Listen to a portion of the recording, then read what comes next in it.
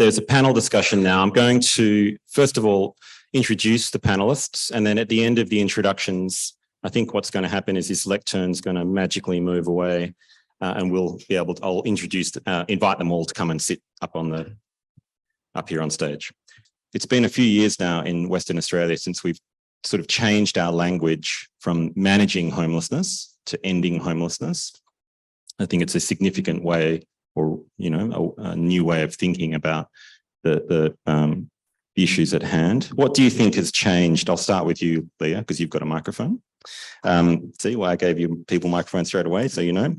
What do you think has changed, Leah, in WA as a result of this shift of thinking from managing to ending homelessness? I think the way we talk about things has changed. I think by having this continuous narrative about ending homelessness, it gives us a sense of hope of actually being somewhere and changing the whole shape of how our sector works. I think back to 10 years ago when we first started talking about housing first in the sector, and people going, oh, that's terrible. You know, that's setting people up to fail. How could you possibly put someone in a home before they're being housing ready? And we don't hear that very much at all anymore. We know that actually, how could you possibly get someone housing ready if they don't have a stable home to do that in? So I think that's changed the shape of how we think about our work and things. I think we've had a couple of really tough years. We got very excited about launching this amazing strategy, and then Arnie COVID came and sort of hit us for a six. So that's, you know, thrown us into a housing crisis and an amazing echo through the room. So, you know, that's made it a bit harder, but I think it's certainly made us more hopeful in the sector. Michala? Thanks. I would echo probably what Leah's just said, is that I think language has played a big part in the last few years. Lots of people are talking about ending homelessness rather than managing it, and not just in WA. I think that's a national thing that has got better. I think internationally they're talking about ending homelessness as well. So I think the sector is more aligned around that language, and we've seen a lot more investment, as the Minister talked about this morning. There's a lot more investment in programs and some systemic changes around ending homelessness rather than putting money into services or programs that are managing it. So, yeah, I think the sector has come a long way in those last 10 years. I'm going to skip you, Paula. Is that okay for a second? I'm just going to go to Sean. Sean, how do you think the language change from a person with lived experience has affected the way we think about homelessness in Western Australia? Well, it's, you know, there's a lot more action and positive attitude. From a lived experience point of view, you know, we're starting to listen to people with lived experience more, which is always a good thing, because we can often see things that the sector can't because we've been there. So that's a good thing. And obviously there's a lot of work coming from the government, which we've heard this morning, which is great. But the big thing for me in the last couple of years has been the research that's come out about the importance of building tens of thousands of homes. And, you know, it's not just about the moral thing to do or the human rights perspective anymore. There's evidence from all over the country that it's the smart thing economically. The cost of not doing the building that needs to be done far outweighs the cost of building now. And, you know, that's what we need to get to governments across Australia, to get the funding so that we look at it as an investment that's going to pay out to the whole community and not just looking after the poor people that's going to cost money. It's actually an investment that has, you know, probably a better return than any other infrastructure project. So that's huge to me. And Sean, can I just ask, do you see that understanding around the kind of cost benefit at its most crude, let's say, being understood by the community at large? Do you see that in kind of community conversations or only within the services space that we work? No, I mean, even in the sector, I don't think it's widely enough known. that, you know, that research needs to be spread. Everybody should be literate in that. And, you know, we all need to be pushing that message. It's great, the things we've achieved, but when you look at the numbers, we've got 20,000 on the waiting list. According to the strategy, there's probably another 5,000 that aren't on the list, but don't know how to access the waiting list, or have given up hope and fallen off. And then if you look at people that are paying 40, 50% of their rent, their income in rent, we're looking at 45,000 homes we need right now. So if we start building now, you know, that number is going to grow. If homelessness has grown over 5 years by 36%, it's not going to get better, you know, unless we do massive investment. Leah, I wanted to come back quickly to you just because you had said something which was really around that the housing crisis was a sort of, you know, had really become present, I suppose, as a result of COVID. Did you call it anti-COVID? No. Anti-COVID. Okay. Yeah, I wasn't sure. It's a horribly friendly way of describing it, but okay. It's become our close companion over many years. Oh, I see. Okay. Yeah. Still, I'm not going to use it. That's fine. So I just wanted to check understand, like, in a way, I remember when I started on the board at Shelter, trying to get into the news cycle was like a real mission. And now it's actually it's flipped. There's this kind of conversation in a way in which the housing, I mean, I remember we weren't even allowed to use the word crisis, actually. It became a thing that was a bit too delicate to discuss.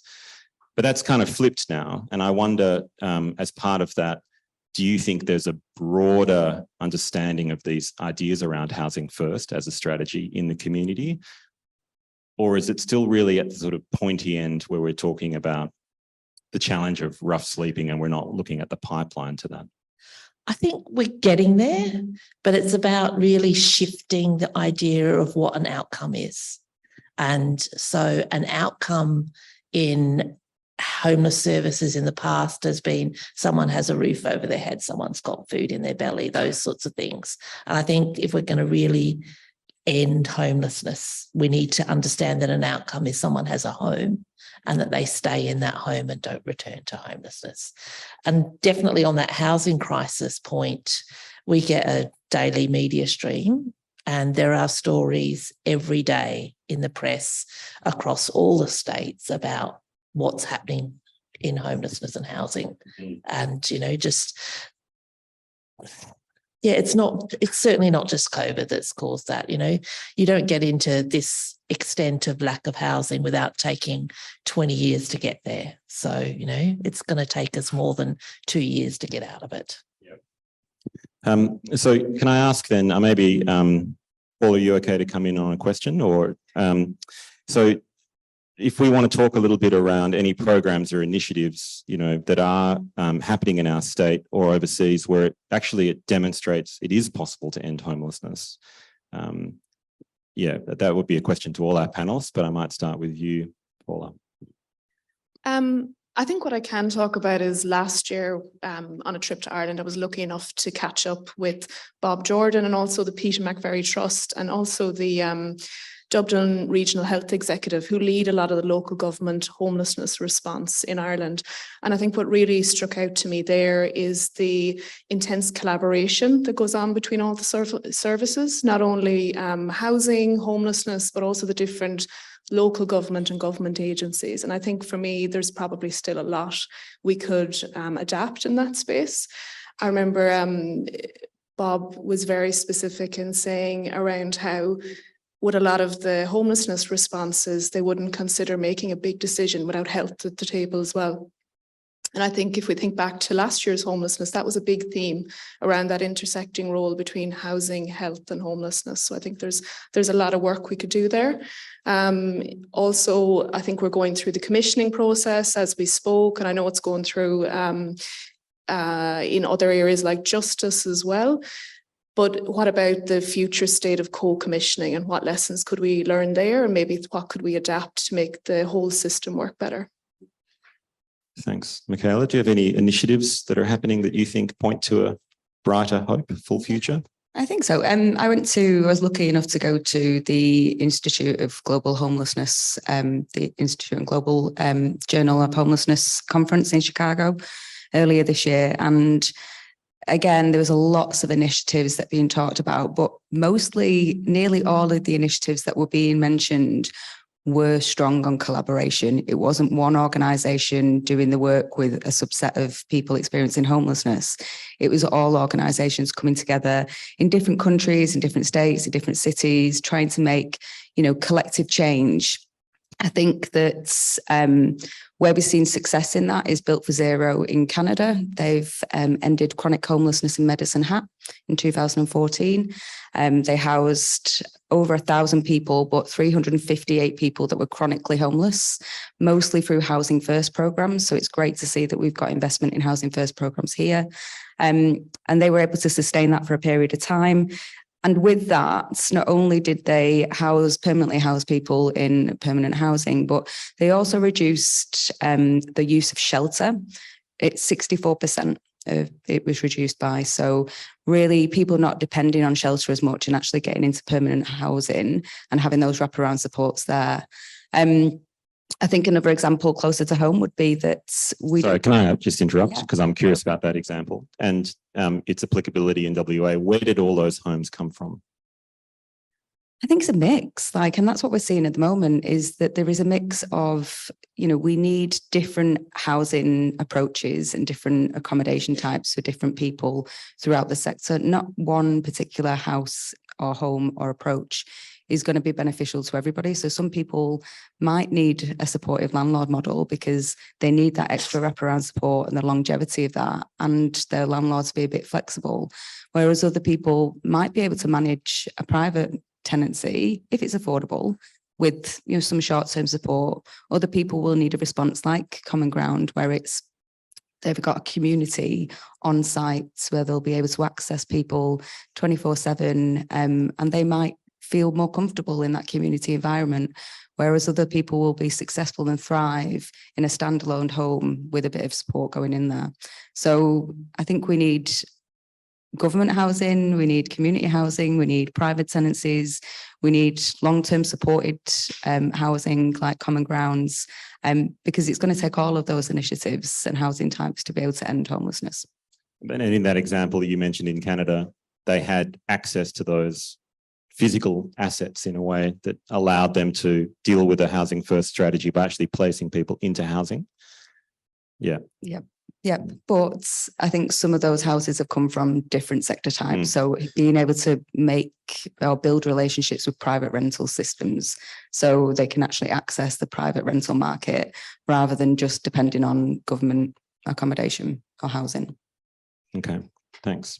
Sorry, and I cut you off because you're about to say something else, a second example. So I think closer to home, we've got, Paula mentioned around those strong initiatives in terms of strong collaborations, people coming together. We've got that in WA, that is thriving. We do need extra, resources in some of those working groups or the Russ Lever coordination groups. But what I will say is that we're quite privileged here that in Perth, especially, we have got a huge health focus that sits at the table, and we've got those lines of communication open with, Royal Perth Hospital, with Fiona Stanley. So if there are things that are happening for people that are experiencing homelessness, we know that health is a huge factor in that, and we've got a resource that we can tap into, but we need more of that in the regions as well. Thanks. Sean, can I ask any examples or initiatives that you see as positive developments to end homelessness? Yeah, I've sort of been in looking at some of those things mentioned, but one of the things from last year's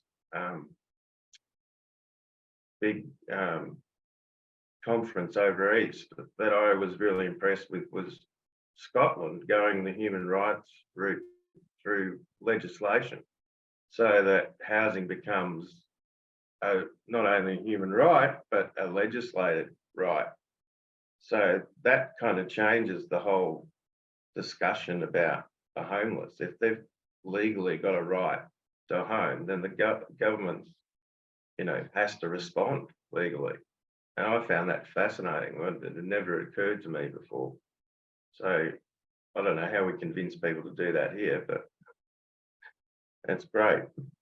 We have to turn it from a sort of wealth class or asset class into a right, a human right. And that's a big shift in a place like Australia.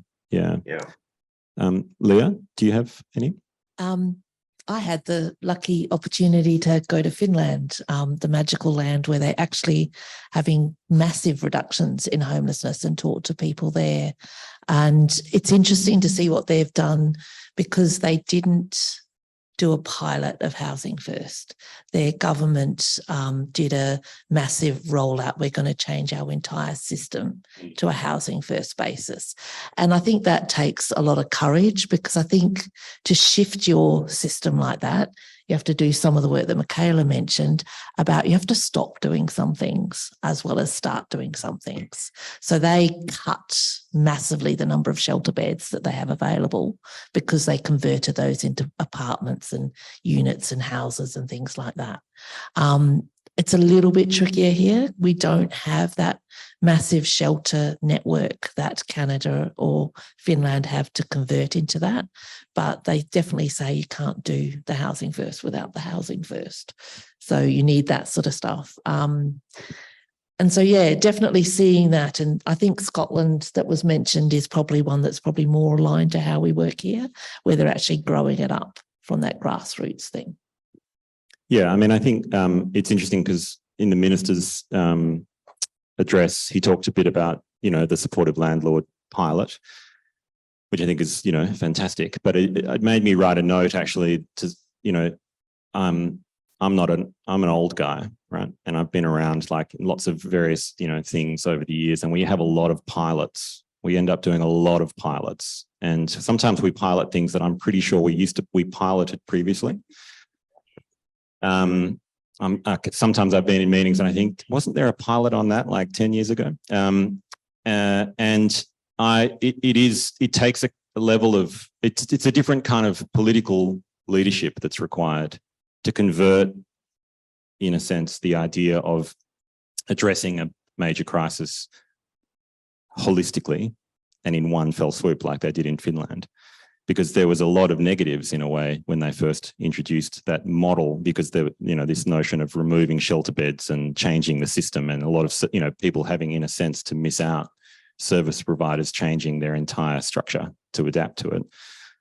So I just wonder, like, how do you get a sense, in a sense, of this changing conversation away from sort of pilots as sort of emergency responses to little crises to something that's kind of broader? How can we do that in WA? Just in 5 simple steps. To get things through budget estimates for a pilot and a short-term thing, I think. It's easy to find money for the start of something. It's not easy to find money for something that just goes, which is what you need, because somebody doesn't need to be housed for a pilot period. They need to be housed for life. Someone, who spent 10, 20 years sleeping rough doesn't get better overnight. They're going to need long-term support. Possibly some people might need lifelong support. So it's about, you definitely need to shift that narrative around that.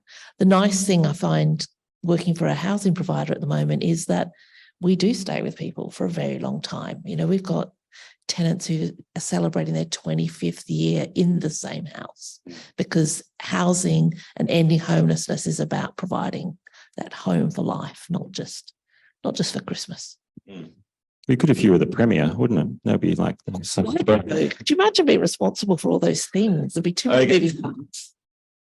So I want to move on to another question. I might start with you, Sean. Just in the context of this year's sort of sub-theme, in a sense, about a spotlight on the regions, why do you think it's important to have sort of local and place-based responses to homelessness? I think that's part one, which is, I think, somewhat straightforward. But the second part is really, what can we do to support the regions or support regions in developing their own programs or their own responses to the crisis? Yeah, local knowledge is always going to win. When you bring that collaboration thing we've talked about, it works really well in a small community. people tend to know each other and through different organisations or sports or whatever. So I lived in small towns at points of my life, and you know, it's much easier to get that community spirit going about solving the issue, which is very different to the way things used to be. You know, those people at the bottom of the rung that were homeless or, you know, had problems with alcohol or whatever, were generally outcasts in the past. So to be embraced by a community and looked after, I think is outstanding. I'd actually like to see that happen more in the city with local councils as well, because there are some local councils that are happy to have social housing.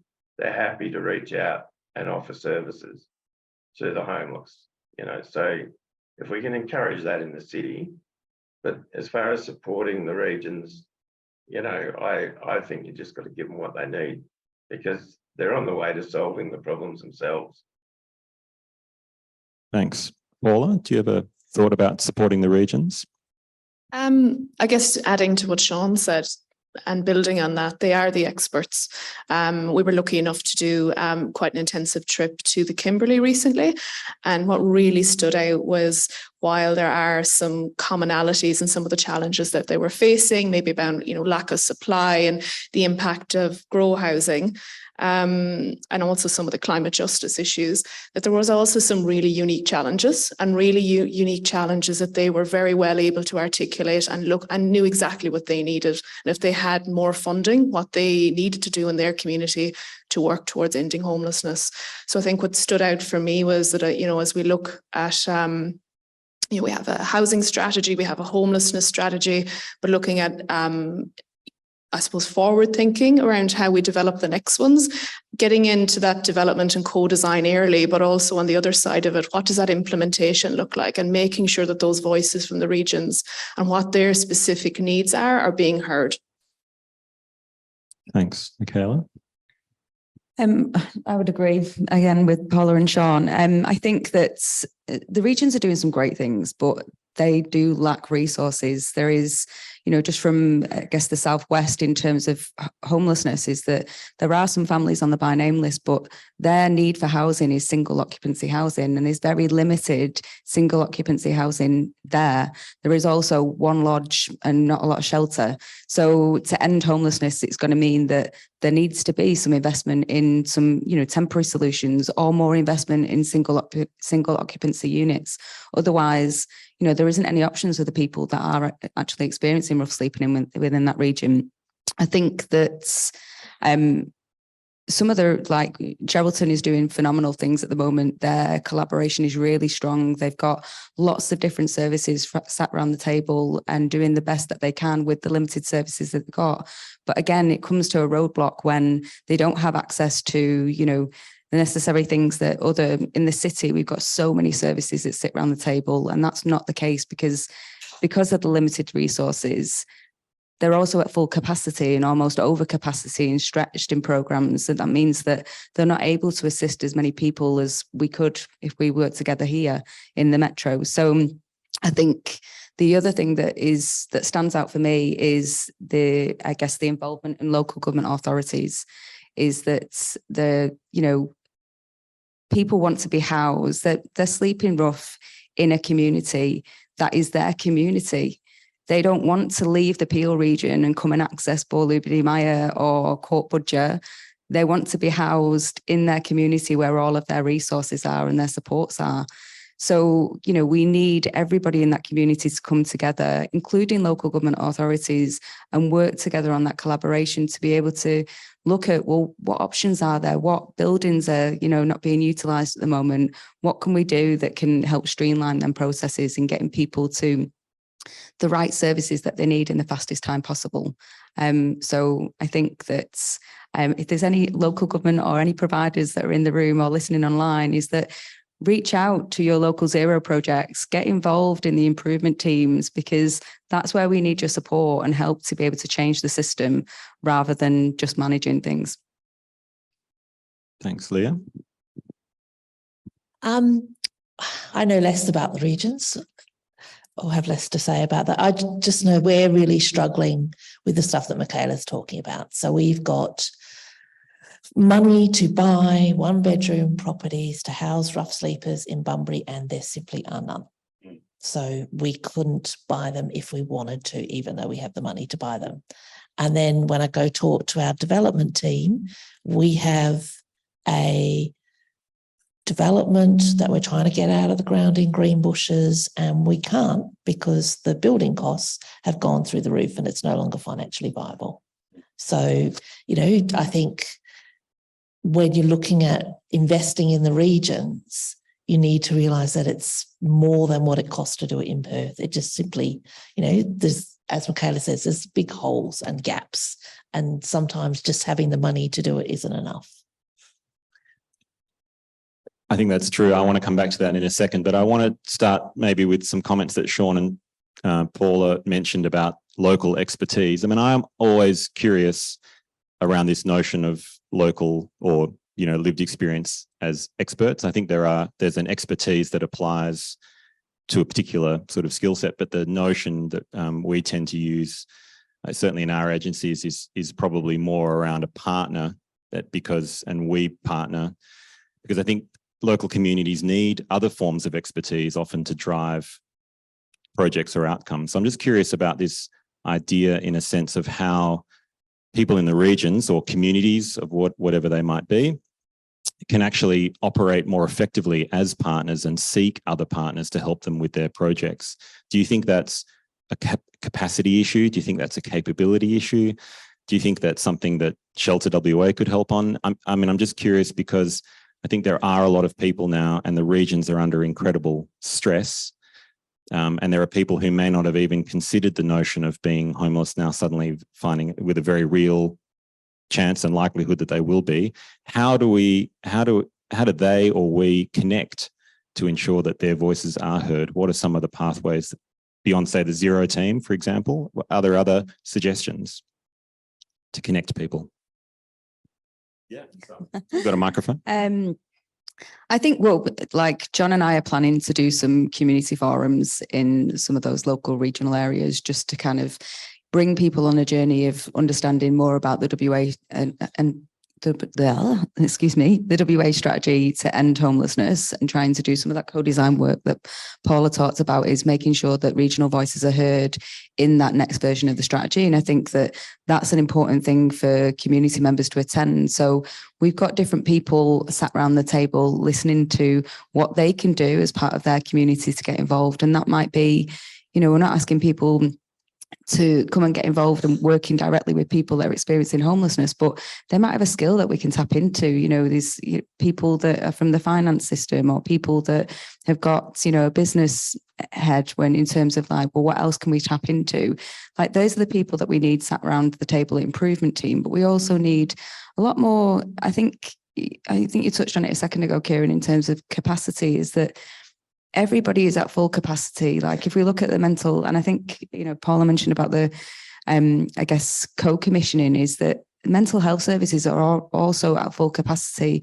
The justice system is also at full capacity. Like, if we had co-commissioning and we did some of that work together, how could that support a community? And I think that we'd probably get better outcomes if we were all working together, and that, you know, some of that commissioning was that we were doing that and we were co-designing it properly.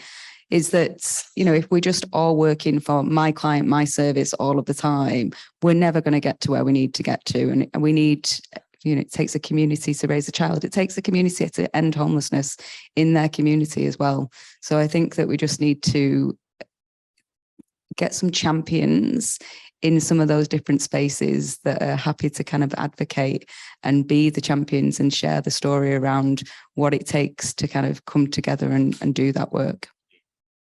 Sean, can I ask, how do you think it is best, or it may be optimal, for people with lived experience or community members to be part of the conversation?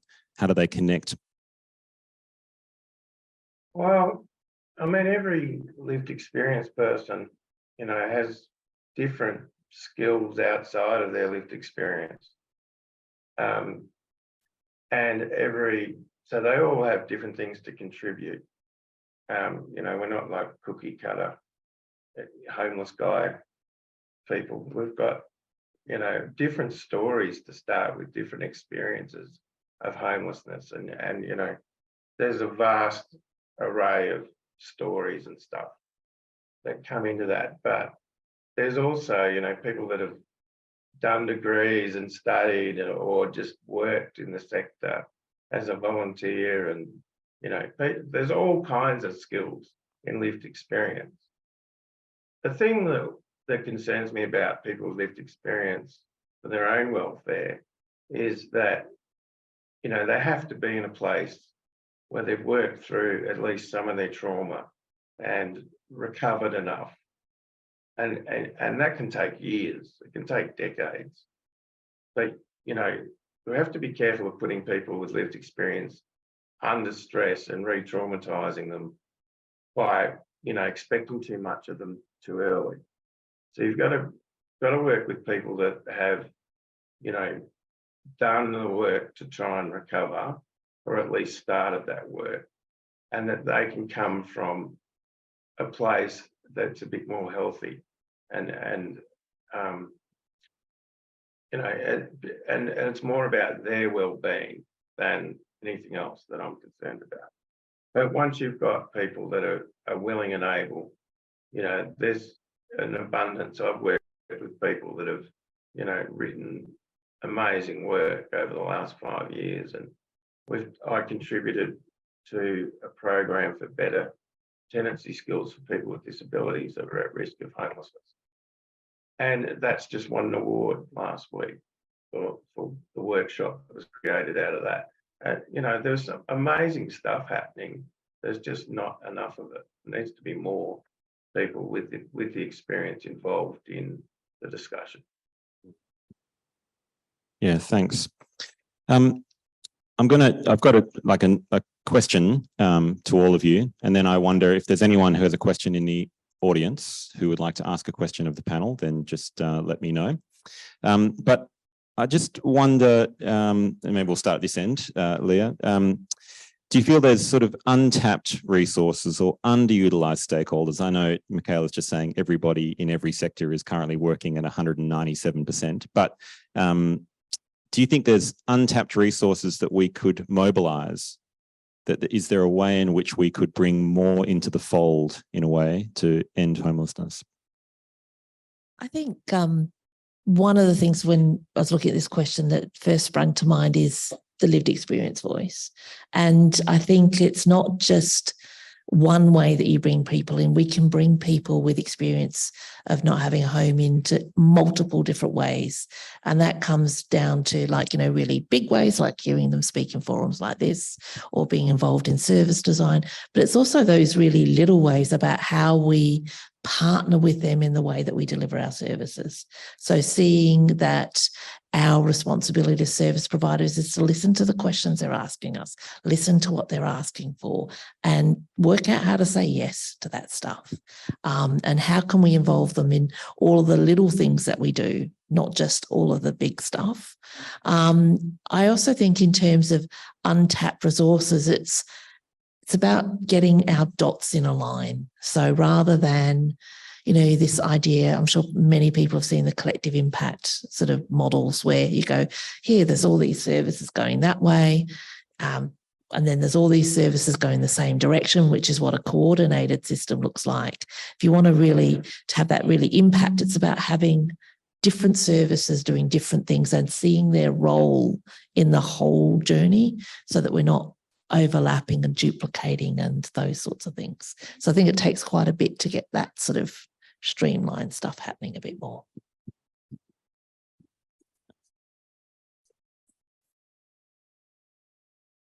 I think it's been touched on a little bit already, but I think for me, and definitely agreeing what Leah said as well, there is a really untapped, I think, resource there with the local government sector. I know that a lot of the consultation we're doing with the peaks in other jurisdictions and also the national peaks is really looking at the role of local government. And we talk about it as being an enabler for social housing, but also an enabler for ending homelessness. And we're lucky enough to have Leah and Michala coming over on the 21st of September. So if any of you are around, please come to that event, presenting her Churchill findings on the role of local governments in supporting ending homelessness. And I'm certainly very looking forward to hearing what her recommendations are and maybe what we could even look at adopting in WA. But yeah, for me, definitely local governments.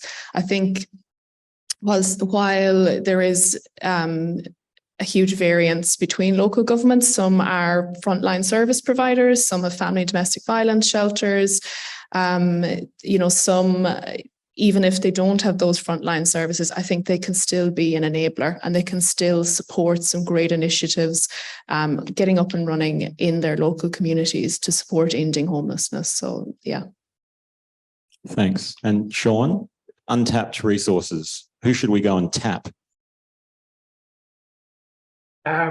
For me, it's not about untapped resources so much as leadership. Like all the stuff we've talked about today about, health, mental health, homelessness services, all being in crisis. That's not going to get better until we have homes to put people in. And, we need tens of thousands of homes. And,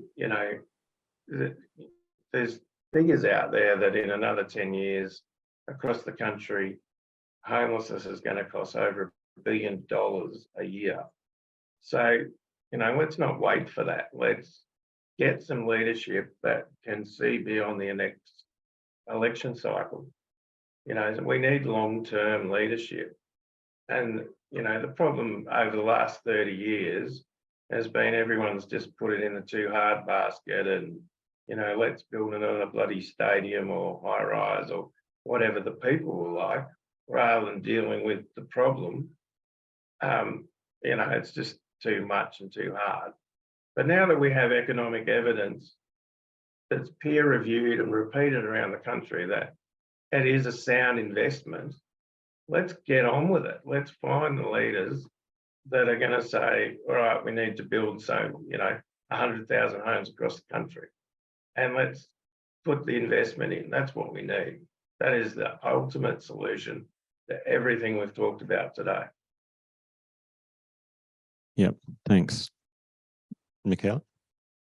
I think I probably mentioned untapped resources in my last one. I think that we, as much as everybody is at full capacity and over, if we were working together strongly, it would reduce that capacity. I think there's specialist skills in different areas that, I might be working with somebody as a case manager and I've got generalist case managed skills. I don't maybe specialise in drugs and alcohol, but there's somebody in the drug and alcohol service that's working with somebody that's homeless that they don't specialise in that space. And if we kind of come together and did a little bit of both for supporting, it would reduce the amount of support that we're actually providing to everyone. So I think partnering with different organisations that got different skill sets is definitely the way to go. I think the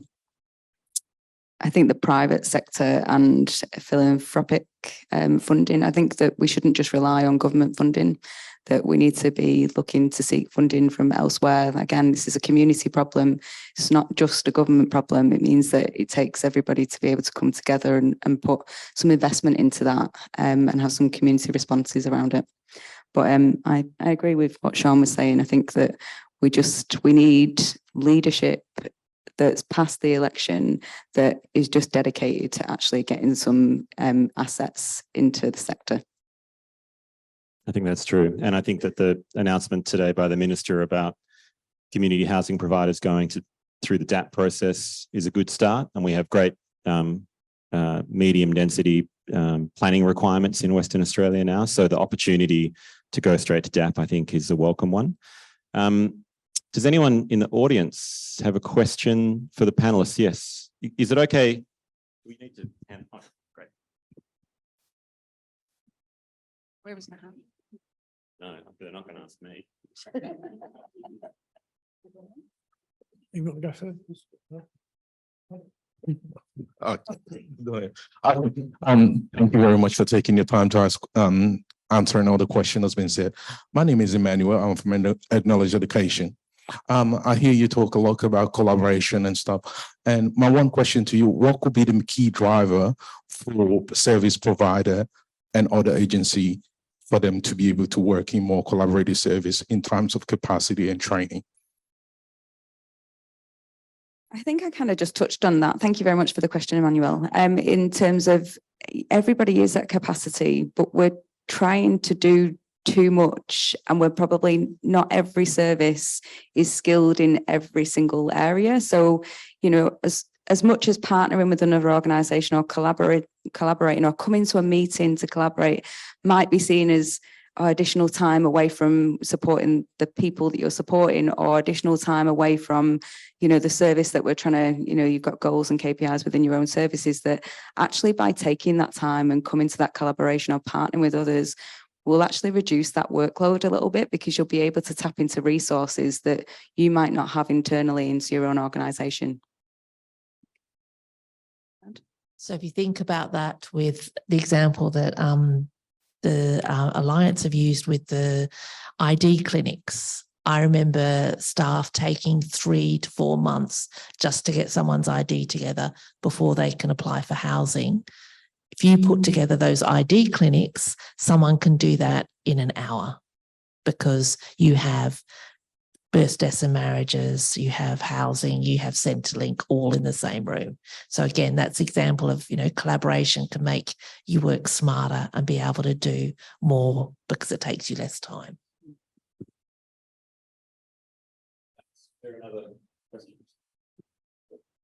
Yeah, hello, Jonathan. I'm a lived experience. Crash. I've lived in car, tent, caravan, you name it, everything under the sun, including a garage with my son. The one thing over the last 10 years that I've been coming and doing this that has been avoided, it's one word that I don't think anybody in the sector actually likes, and that's the word temporary. The temporary accommodation just simply means the fact that you're off the street, you're out of the crap, you've got a roof over your head, and you'll be able to provide yourself with something that is attainable. That's sleep. That's just be able to do anything. Why is the word temporary never been used with anything to do with what we've been discussing for the last 10 years? I'll do that. I think I did mention temporary before, Jonathan, but I just said that in the regions more so than ever, like, yes, we need investment in permanent housing for people, but there is no temporary accommodation in some of those regions, and that's what's missing. And yeah, I don't know whether I think, you know, temporary solutions are important for people and for a period of time, and it does help to have somebody in a location where services can go in and do that work that they need to, so they know where somebody is every night to be able to get the housing application done, or to get, you know, a medical assistance to go there. Is that we don't often get that opportunity if people are very transient, and there does need to be, I said before, that there needs to be, you know, different approaches to ending homelessness. We do need some limited support in temporary accommodation for people to be able to do that work, so they've got a housing application and we're ready to house them when a house does become available. I think we always will need crisis accommodation in our system, because you need to be able to get someone somewhere to sleep safe tonight so that they can get some sleep to get that stuff done. I think temporary accommodation, I'd question whose choice is the temporariness. So if it is your choice as someone experienced homelessness to be there temporarily because you want to move on to somewhere else and the next, fantastic. If it's the system that makes it temporary, I question, why are they moving you out of one house to move you into another house, to move you into another house, to move you into another house? Because every time you move someone, that's another opportunity for things to go wrong. And I think it comes down to that stuff about which is why we need crisis accommodation, But I think it's a question of what's an outcome. An outcome is you having a proper home, not being moved every 6 months because your temporary accommodation has run out of its time limit. Yeah, well, and that's, I think that, sorry, I just want to add to that is that I think there's a difference between the word temporary and transitional. I think transitional accommodation is something that I would question whether people want to be in that position or whether they're just taking that up because they want to have a safe place. I think temporary can be crisis, is that there isn't a time limit on it. If you look at places like Bowley-Biddy-Maya, where there is no time limit on it, it's getting people off the street, they'll be able to get linked in with services. It creates an opportunity for them to move into permanent accommodation. But we don't want people to move, like Leah said, in and out of temporary solutions or transitional solutions. And with transitional solutions, there comes, you know, that staircase model of support as well, in terms of commitments to having to be at a certain place at a certain time, only being there in time frame, having to be sober to be able to access the support services. There's a lot of rules and responsibilities on those solutions that are not really beneficial for people that are long-term chronically homeless, because they use drugs and alcohol to be able to manage how they're feeling, and therefore can sometimes not be able to get into those transitional types of accommodation. Hi. Hi, Leanne Stroman from Centacare. Just wondering, we're talking about collaboration. Can we talk more about the housing strategy and how we work in partnership with the housing strategy and homelessness on Homelessness Week? Because housing is incredibly important, but we seem to be focusing on housing first without the housing. So can you talk a bit more about that? Thanks. You can't do housing first without the housing, and you can't do anything about homelessness without the housing. Who knows? Do you know lots about the housing strategy, Paula? Please answer this question. Just adding, I suppose, to what you said already, there has been definitely a shift in the last couple of years, but in realizing that we need both to work together. And I think we're heading in the right direction, but there is still a lot more to do. If we look at, we have, and it has to be commended, the huge investment that government has made over the last number of years in housing, but we do have a lot more to do. And if we look at what our predicted unmet need in housing is in the future, there is still quite a gap. So I think we have to continue to move in the right direction, and they definitely have to be part of the same conversation. There's certainly a feel in our organisation that the tap's actually been turned on a bit. As a community housing provider, it's been a long time where we haven't been able to get any projects off the ground, or to be, there's not investment to be doing things forward. And there's definitely, I know the government talks about this pipeline being opened where we can take shovel-ready programs to them. We've recently just found out that, we're going to be involved in a big development. So, there's a lot more stuff happening than certainly there has been over several years. And I think we've seen the establishment of the Community Housing Partnerships Steering Group this year, and one of the subcommittees under that is specifically focused around how do we come together to enable supply, and what ideas are on the table, what can we get up quickly in the medium term, in the longer term, and what reform areas do we need to look at to make sure that continues. So I think all of those small steps shouldn't be underestimated in their ability to be transformative in the system, and we kind of have to acknowledge what's working as well. And I think it's great to see certainly the support of landlord and Bowley-Biddy-Maya being spoken about later today, because there is a lot more to do in the homelessness space, but I think it's important to recognise what's working as well. I've got 4 hands up, and I'm noting. Yeah. Okay. Okay. Can I give you 2? 2 hands. I'm not the decider.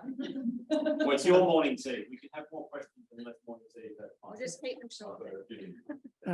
Good morning, everybody. Hope Alexander. And I'm wondering why nobody actually mentions all these properties that are put out as Airbnbs.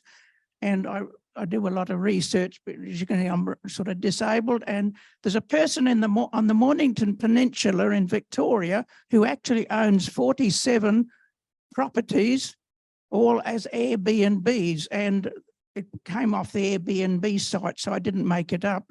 And apparently in the Mornington Peninsula the year before, there were 4,000 properties, ordinary houses, as Airbnb, and then went up to 5,000 properties as Airbnb. And my friend has a daughter who lives in one of the Perth's northern suburbs, and she said so many of the ordinary family homes in that suburb are Airbnbs. Now, why does anybody need 47 properties as Airbnbs when people need houses? And I'm waiting desperately to hear someone say, let's stop this rotting the system business. And I believe some of them, they don't pay commercial rates like a bed and breakfast or a hostel. They have to pay commercial rates to their local government people. They're getting away with an awful rot, denying people ordinary homes just so they can, make money, which is an absolute disgrace. I'd like someone please address that problem. Tap the Airbnb system. How do we tap that, Paula? I think that's definitely a great point. I think Airbnbs is definitely something that should be on the radar, and something should be on the radar more prominently. I think the important thing is, again, as we talk about looking at the future, that we also look at what got us here in the first place. Why are we in a housing crisis? And I think the short stays in the Airbnbs really need to be looked at with that. But it's important to look at what initiatives could be brought in, or that would maybe unlock some of those potential properties to be used for more long-term rental. We've also seen, again, if we talk about things that have worked in other jurisdictions, we've seen in some parts of Europe as well that there's been tax incentives too for people renting out their spare rooms. So I think as we look at untapping potential supply, that all ideas should be on the table. And definitely, I think Airbnb should be top of that list. I think probably Alex is probably more clued up on this, but I do think that there are some restrictions around Airbnbs in the Southwest, and that it's only a certain amount of days that you can actually Airbnb your place out. So more of those restrictions would help kind of address that problem as well. Can I just touch on that? It's not just Airbnbs that's a problem. I was, trying to restrain myself today, but the whole tax system over the 35 years has been about creating wealth in housing. And that's great for the people that own houses, but we're here because of that policy. So it's a systemic thing that's causing homelessness. It's not, everybody blames the homeless people or the poor people for being poor or whatever. And it's the system that's created that. So, I'm talking about leadership for building homes, but if we had real leadership, if we can't overturn the whole capital gains tax system for housing, which has created this mess, let's limit it to one or maybe two houses, because there's tons of people out there that own multiple properties and they're getting the benefit. It's costing the government $2 billion a year to let those taxes go. Imagine if we took that tax and put it towards housing every year. That would make a start, on building social housing. But there's also the issue of these McMansions that have, 4-bedroom, 3-bathroom places that could be housing particularly young homeless or, people that need a supportive model. You could have a group home in those typical suburban homes where they have support and they're making better use of those huge mansions that are mostly vacant. People are living in a couple of rooms. That's true. We have some of the biggest houses in the world in Australia. I think they've on the decline. I think we may have gone from top position to second position last year for the first time, which is good. We probably have time just for one quick super I could quick potentially question. sum up all the questions because I've asked the people. So we've got mining, tapping into the mining industry, collaboration and making sure that there's actually housing for now, and linking in the collaboration between the mental health system and the housing, which is already happening in some areas. And I can't remember yours, but yours was a solution as well. Keep it quick. Morning tea is here. Hi, my name's Deborah Ralph. I'm a lived experience expert consultant. I really like to see further initiatives around employment. So, and I'm talking employment of people who are housed in either in community housing, social housing, and we start to create citizen-led enterprises. We start to tap in and encourage this, and also see community housing providers, and they may be doing some of this already in the road to recovery. It's training and employment, which means instead of people staying 20, 25 years in a property, we're helping people to thrive, community to thrive, and empowering that person out of poverty into economic stability. And that then opens more housing for the next person that's needing it. I think we need a solutions box because we've got great solutions in here, and I'm not going to look at anyone else in case they put their hand up. Go, Kieran. Okay, thanks. Well, that was a great way to end because it was a solution and not a question, which means we can move to wrapping up the panel. I'd just like to invite you to thank our panel today for their amazing contributions. Thank you.